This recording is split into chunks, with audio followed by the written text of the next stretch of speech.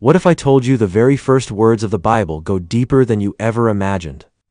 Before talking about what was made, Scripture teaches us how to read what was made. Now, here's something powerful. Why should we trust Genesis? Because of who wrote it. Saint Basil the Great tells us, Moses spoke not from himself, but as moved by the Spirit. Moses wasn't a storyteller spinning myths. He was the prophet who stood face to face with God, experiencing a more intimate revelation from God than the other prophets. In a world ruled by Egyptian gods, where myths shaped the way people saw the universe, one man stood against it all. Moses, raised as royalty in Pharaoh's palace, adopted by Pharaoh's daughter, knew Egyptian religion from the inside.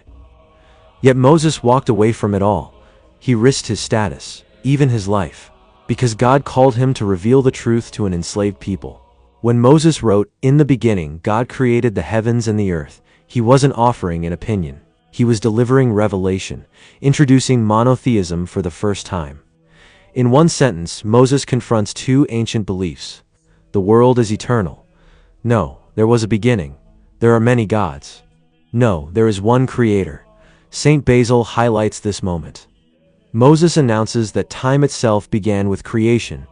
In the beginning wasn't just poetic, it marked the very first moment of time. Basil goes even further, challenging the great names of philosophy, Plato, Anaxagoras, Epicurus, who guessed at creation without revelation. Basil says, "Better to believe the voice of God than the arguments of men," men whose philosophies and sciences are constantly shifting. He critiques them sharply.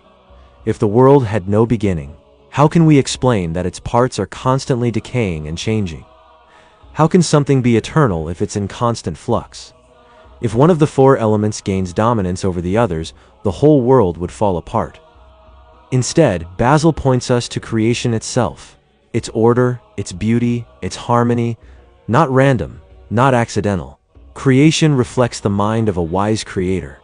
The visible world points to the invisible God.